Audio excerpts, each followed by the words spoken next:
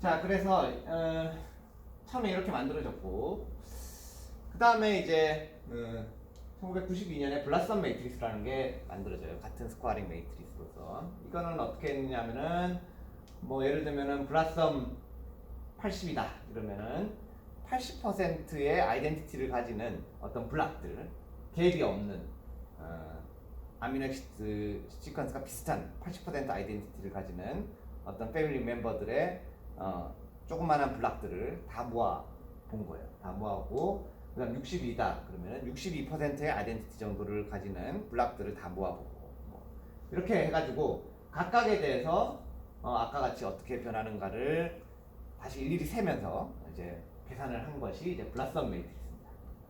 그래서 그것이 이제 92년에 만들어졌고 그래서 뭐 여기 끝에 있는 의미들을 알겠죠. 팜 매트리스는 이제 그냥 매트리스 팜 1을 만든 다음에 그냥 그걸 멀티플로 곱한 거인 반면에 이제 블라썸이라는 건 요 뒤에 있는 것이 이제 아이덴티티를 의미하는 거다. 그런 것들을 원래부터 그 정도 아이덴티티를 가지는 애들을 가지고 조사를 한 거다라는 거죠. 이렇게 조사를 했더니 블라썸 매트리스가 블라스트를 할 때 팜 매트리스보다 훨씬 더 잘 워킹을 하는 거예요. 그래서 지금은 거의 다 블라썸 매트리스를 써가지고 많이 하고 특히 블라썸 62를 디폴트로 많이 사용을 하게 됩니다. 팜 매트리스는 어떤 때 쓰느냐? 팜 매트리스는 이제 진화를 에볼루션 트리를 구할 때는 팜 매트리스가 더 정확하게 워킹을 한다고 해요. 그래서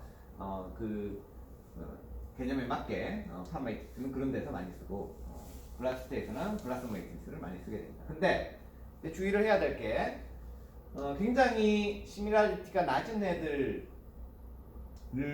시밀러리티가 낮다. 즉 훨씬 더 다이버전트하다. 다이버전트한 시퀀스들을 비교할 때는 블라썸은 그 낮은 걸 써야 되겠죠. 아마 제일 낮은 게 45인가 그런 것 같아요. 그 대신에 팜은 높은 걸 써야 되겠죠. 그죠? 그래서 팜 250 뭐 이런 것들을 써야 됩니다. 반면에 굉장히 두 개가 아이덴티티가 높다. 높은 거를 분석하고 싶다. 그럴 때는 블라썸 매트리스는 높은 걸 써야 돼요. 90 같은 걸 써야 되고 팜 매트리스는 낮은 걸 써야 돼요. 그렇게 해야지 더 정확한 결과를 얻을 수 있다라는 거죠.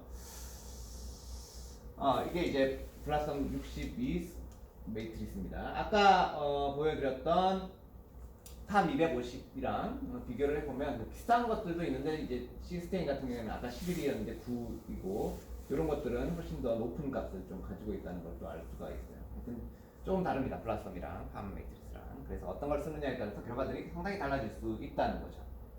이제 블라썸은 이렇게 만들면서 이 사람들이 뉴클레오타이드에 대한 것도 막 여러 가지 연구를 했는데 결국은 뉴클레오타이드는 시밀러리티라는 걸 정의하기가 되게 힘들잖아요. 그래서 그냥 일반적으로는 매치면은 똑같으면은 5 스코어를 5를 주고 보통 그걸 스코어라고 불러요. 로그 프로바빌리티의 로그 값을 스코어라고 부르는데 스코어를 5를 주고 미스매치면은 마이너스 4를 주는 걸로 이렇게 주로 많이 씁니다. 뉴클레오타이드 시퀀스의 경우는 그렇지만 그런 것들도 이렇게 그 DNA 시퀀스도 그 나름이라는 거죠. GC 컨텐트에 따라서도 이것이 달라지고 뭐 어떤 부분 어떤 의미가 있는 뉴클레오타이드 시퀀스에서는 또 달라지고 하기 때문에 그때는 거기에 맞는 이런 스코어링 매트리스를 쓰는 게 맞다라는 거죠. 그런 것들을 이제 예로 이렇게 보여주고 있습니다. 그래서 스코어링 매트리스를 어떤 의미를 가지고 있고 또 어떨 때는 어떤 걸 써야 된다 이런 것들을 좀 아실 필요가 있는 것 같아요. 그래서 사실 이거 블라스트 할 때 이거 옛날 건데 10년 전 건데 지금은 어떻게 바뀌었는지 저도 잘 모르겠어요. 블라썸 62가 일반적으로 이렇게 디폴트로 들어가 있어요. 그렇지만 사실은 우리가 블라썸 80을 쓸 수도 있고 45도 쓸 수도 있게 이렇게 되어 있다는 거죠. 그래서 필요에 따라서 이런 것들을 조정하면서 해야 된다. 실제 결과를 하나 보여드릴게요. 여기서 이 두 개, 락토글로빈이라는 것과 RBP라는 거를 이제 분석을 한 거예요. 이제 팜 250을 가지고 분석을 했어요. 이게 굉장히 아이덴티티가 낮은 distantly related 된 패밀리 멤버거든요. 그래서 팜 250으로 분석을 했더니 그래도 좀 꽤 긴 것을 비슷하다라고 이렇게 찾아낸 거예요. 그래서 스코어는 이제 그 probability 확률 77이고 상당히 긴 시퀀스를 찾아냈잖아요. 근데 이거를 만약에 팜 40을 가지고 분석을 했다. 그러면은 못 찾는 거죠. 그 짧은 것들은 아무리 아이덴티티가 높아도 별 의미가 없다 그랬죠. 그래서 이렇게 어떤 스코어링 매트리스를 쓰느냐에 따라서 달라지기 때문에 목적에 맞는 스코어링 매트리스를 쓸 필요가 있다. 그렇죠?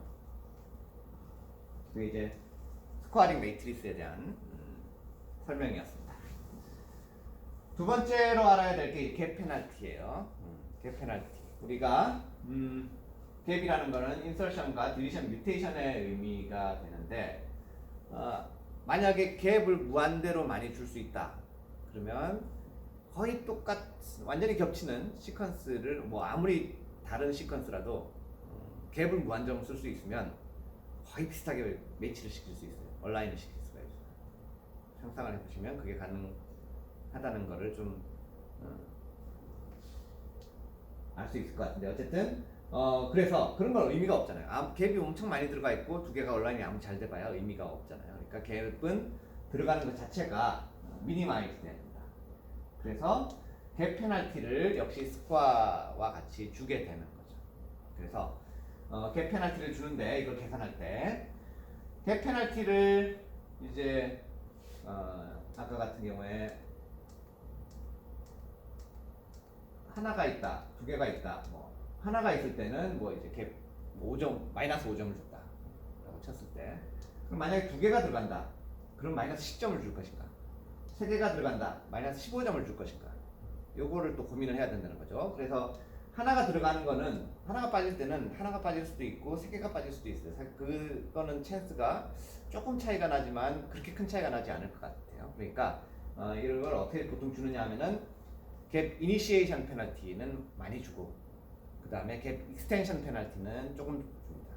그러니까 여기 있다면은 마이너스 7점을 주는데 그 다음 두 개가 있다면 거기다가 마이너스 2점만 더하는 거죠. 세 개가 있으면 또 거기다 마이너스 2점만 더 더하는 거고 이런 식으로 많이 주게 됩니다. 그래서 갭은 스타팅 갭 페널티에는 이런 식으로 스타트 시작 오프닝 갭 오프닝 페널티를 좀 많이 주고 그 다음에 갭 익스텐션 페널티는 좀 적게 주는 식으로 계산을 하게 된다. 이것이 이제 어파인 갭 페널티라고 부르고 근데 뉴클레오타이드는 좀 그렇진 않고요. 이제 주로 이거는 그 프로테인의 경우에 이렇게 많이 쓴다는 거죠. 그래서 그런 식으로 많이 계산을 한다는 거죠. 그래서 만약에 갭 페널티를 굉장히 많이 준다. 갭 페널티를 엄청 많이 준다. 그렇게 시퀀스 얼라이먼트를 했을 경우랑 갭 페널티를 좀 마일드하게 준다. 그렇게 시퀀스 얼라이먼트를 했을 때 결과 비교해요. 갭 페널티를 많이 주는 경우에는 이제 가급적 갭이 없는 게 좋죠. 중간에 갭이 없다 보니까 끝에만 이렇게 갭이 몰려 있어요. 그러다 보니까 중간에 같은 거를 찾은 게 별로 없는 거죠. 반면에 갭 페널티를 좀 적게 마일드하게 줬을 경우에는 중간중간에 갭들이 이렇게 들어가게 됩니다. 들어가게 되는 대신에 훨씬 더 많은 아이덴티컬한 이런 시퀀스들을 찾을 수가 있게 되는 거죠. 그래서 갭 페널티를 어떻게 선택하느냐도 시퀀스 얼라이먼트에 사실 큰 영향을 주게 된다는 거예요. 그래서 근데 두 개 중에 어느 게 더 맞느냐 그건 사실 모르는 일이에요. 이게 훨씬 더 얼라이먼트가 잘 된 것 같지만 또 진짜 어느 게 맞는지는 또 다른 얘기고 그런 것들은 이제 연구자가 스스로 판단해야 되는 문제입니다. 그런 거를 이 컴퓨터 알고리즘을 만드는 사람은 진짜로 알 수가 없어요. 컴퓨터 알고리즘 만드는 사람은 그냥 알고리즘만 만들어줄 뿐입니다. 실제 연구자가 이 단백질을 가지고 어디가 중요한 시퀀스고 이런 걸 가지고 판단을 해야 되는 거죠. 어쨌든 그렇고 그래서 이렇게 갭을 그런 매치와 갭을 이렇게 고려해서 이렇게 얼라이먼트를 해야 된다. 그렇게 얼라이먼트를 해도 우리가 만들 수 있는 얼라이먼트의 숫자는 엄청 많아요. 만약에 100개의 레지듀, 100개의 아미노산 레지듀를 가진 애를 가지고 얼라이먼트 할 수 있는 경우의 수는 10의 75성개 정도 됩니다. 그럼 무한대죠, 무한대. 무한대의 얼라이먼트 가능성이 있는 거죠. 그러니까 우리가 스코어링 매트리스와 갭 페널티만 가지고 이거를 얼라이먼트 할 수는 없다는 거예요. 그래서 어떤 것이 도입됐냐면은 1970년대에 다이나믹 프로그래밍이라는 게 도입이 된다. 갭 페널티는 역시 여기에 가면은 이런 식으로 몇 가지 선택을 할 수가 있게 돼 있어요. 갭에 대한 페널티를 얼마나 줄 것인가, 이제 블라스트 할 때 선택을 할 수 있게 돼 있고, 여러분들이 잘 안 될 때는 이런 걸 써봐야 된다. 변화를 줘가면서 할 필요가 있다라는 거예요. 자, 그래서 어떻게 하면 시퀀스를 잘 얼라인 할 것인가를 가지고 이제 다이나믹 프로그래밍이라는 알고리즘이 처음 나왔고 1971년인가 처음 나왔고 그것이 지금도 블라스트에서 쓰이고 있습니다. 그래서 아주 좀 간단하게 다이나믹 프로그래밍이 뭔지를 이렇게 소개를 해드리면 요 두 개의 시퀀스를 이제 얼라인을 하고 싶어요. 어떻게 하느냐? 이 프로그램은 어떻게 하느냐? 이제 매치면은 1을 주고 심플리파이 한 거예요. 이거는 실제로는 이거보다 훨씬 더 복잡합니다. 가장 심플한 방법을 쓴 거예요. 매치면은 1을 주고 그 다음에 언매치나 갭은 0을 주기로 했어요. 그러다 보면은 이렇게 가면 어떻게 돼요? 여기에 갭을 주는 거죠. 이쪽에다 갭을 주는 거라서 0이 되는 거예요. 그리고 이렇게 가면은 두 개가 갭이 없으니까 그대로 가는 거죠. 좀 틀린 것 같은데 어쨌든 그렇게 해서 일단 이렇게 해놓고 그 다음에 여기서 이제 계산을 하는 거예요. 여기서 갭으로 시작하니까 여기서는 이쪽에 갭으로 시작하니까 A와 G가 매치가 된다는 거죠. 그러니까 이쪽에 갭으로 시작하는 거예요. 그러니까 0에서 시작하는 거고 그 다음 이쪽으로 갈 때 이쪽으로 갈 수 있는 가능성은 세 가지가 있잖아요. 이쪽에다 갭을 주는 거, 이쪽에다 갭을 주는 거, 그냥 두 개를 얼라인 시키는 거, 그 다음에 이쪽에다 갭을 주는 거, 뭐 이렇게 해가지고 세 가지 경우의 수가 있잖아요.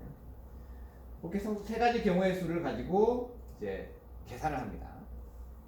계속 계산을 하는 거예요. 그러면서 가장 높은 스코어를 가진 거를 기억을 하는데 그때 그 높은 스코어가 계산된 방향도 기억을 하는 거예요. 이 1이 이렇게 갔을 땐 0이고 이렇게 갔을 땐 0인데 이렇게 갔을 땐 1이 되는데 그러면은 방향이 어느 거냐? 이거를 1을 기억할 때 방향을 1 이것까지 기억을 하는 거예요. 방향이 이쪽이다. 뭐 이런 식으로 쭉 계속 계산을 하는 거죠. 여기서 같은 경우에는 여기서 이렇게 가면은 1밖에 안 되는데 GG라서 1밖에 안 되는데 여기서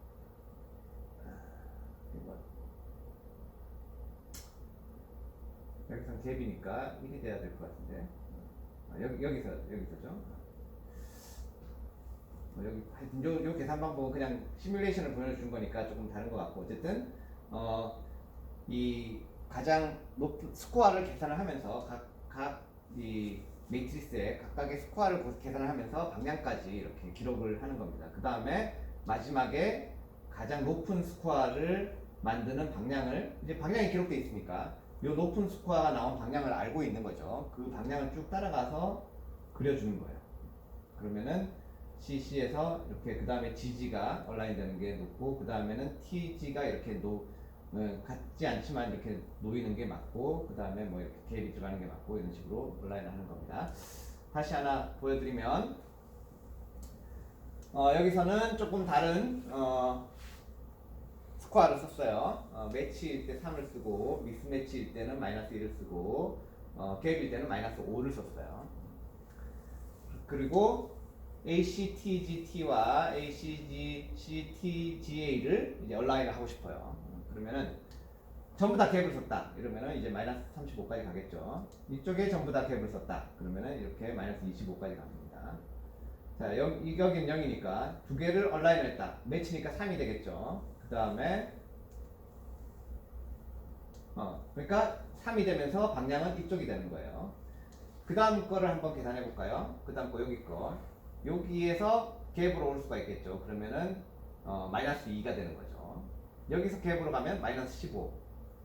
여기에 C하고 A니까 미스매치니까 마이너스 1이니까 마이너스 6 그렇게 되는 거죠. 그 중에 가장 높은 값은 마이너스 2죠. 그러니까 마이너스 2가 나오는 거고 사실은 여기 표현 안 했지만 여기에 방향도 이쪽에서 왔다라는 게 이제 기록이 되는 거예요. 그 다음에 여기서 계산을 해보면 요렇게 오는 세 가지 경우의 수가 있겠죠. 이렇게 가면은 이제 갭이니까 마이너스 7이 될 테고, 이렇게 갔을 때는 A와 T가 얼라인 되는 거니까 미스매치니까 마이너스 1이 들어가서 마이너스 11이 되는 거고, 이쪽도 갭이니까 뭐 마이너스 5가 들어가서 마이너스 20이 되겠죠. 그 중에 가장 높은 값은 마이너스 7이죠. 이렇게 보면 마이너스 7이죠. 그러면 여기서는 마이너스 7이 기억이 되면서 이쪽 방향에 화살표가 기억이 되는 거죠. 쓰진 않았지만 그런 식으로 모든 셀에 대해서 계산을 쭉 다 해나가는 겁니다. 쭉 다 해나가요. 그 다음에 계산이 이 매트리스에 대해서 계산이 다 끝난 다음에 그 다음에 이제 거꾸로 찾아가는 거예요. 얼라이먼트를. 그것도 이제 어디서부터 찾아갈 것인가, 가장 높은 스코어에서부터 찾아갈 것인가, 끝에서부터 찾아갈 것인가에는 우리가 정해줄 수 있는 거예요. 정해줄 수 있는 건데 여기서는 그냥 끝에서부터 찾아가는 걸로 정했어요. 그러면은 얘가 스코어도 기억하고 있지만 방향도 기억하고 있잖아요. 그래서 그 방향을 그냥 계속 따라가는 겁니다. 그래서 이렇게 매치로 따라왔죠. 여기서는 그러면 A와 T를 매치를 시켜주는 거예요.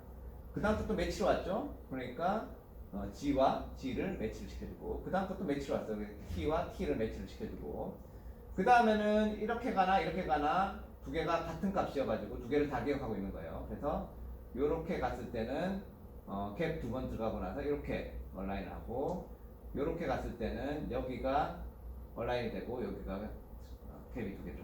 그래서 이런 거와 이런 거 두 개가 똑같은 스코어로 이제 아웃풋으로 나오게 되는 겁니다. 이것이 이제 다이나믹 프로그래밍이라고 하는 거고, 근데 이제 몇 가지 방법이 있어요. 이제 끝에서부터 시작하는 것, 무조건 끝에서부터 시작한다. 그러면은 이제 글로벌 얼라이먼트. 처음에 만들었을 때 그렇게 만들었어요. 근데 보니까 글로벌 얼라이먼트 하니까 굉장히 잘 못 찾거든요. 그래서 끝에는 그냥 비워두자. 끝에 비우는 거는 그냥 0으로 치자. 그렇게 한 게 이제 세미 글로벌 얼라이먼트. 그 다음에 그렇게 하지 말고 뭔가 의미가 있는 스코어가 나오기 전까지는 무조건 0으로 하자. 그렇게 한 게 이제 로컬 얼라이먼트고요. 지금은 뭐 로컬 얼라이먼트 하는 방법이 가장 많이 쓰이고 있는 거죠. 여기 이제 얘가 나오는데 글로벌 얼라이먼트는 무조건 끝에서부터 시작해가지고 그렇게 어떻게든 맞춰보자. 뭐 맞는 게 별로 없는 거죠. 그러지 말고 끝에 몇 개는 그냥 비워둘 수 있도록 허락해주자. 이렇게 하면은 이런 이렇게 돼서 좀 더 많이 찾아지는 거고요. 아니다. 이거는 로월드 갭 페널티. 갭 페널티를 줄였을 때. 이건 갭 페널티가 굉장히 많은 글로벌 얼라이먼트. 끝에서부터 시작하지만 갭 페널티가 굉장히 많은 얼라이먼트일 때는 이렇게 잘 안 나오는데 갭 페널티를 줄여준 거예요. 줄여주고 글로벌 얼라이먼트 했을 때는 이렇게 해가지고 그나마 조금 더 많이 찾았습니다. 세미 글로벌 얼라이먼트는 끝에는 갭 페널티를 주지 말자. 양쪽 끝에는 그렇게 해가지고 찾는 것이 세미 글로벌 얼라이먼트고요. 그 다음에 아까 말씀드렸듯이 로컬 얼라이먼트는 의미가 있는 숫자가 나올 때까지는 무조건 0으로 하자. 그래서 의미가 있는 숫자가 나왔을 때부터 이렇게 찾아가자. 그러면 이제 스코어는 주로 가장 높게 나오게 됩니다. 로컬 얼라이먼트가. 여기서부터 이제 거꾸로 찾아가는 거예요. 그래서 0까지, 0이 될 때까지만 찾아가는 것이 이제 로컬 얼라이먼트가 되겠죠. 그래서 그런 것이 이제 다이나믹 프로그래밍이 된다.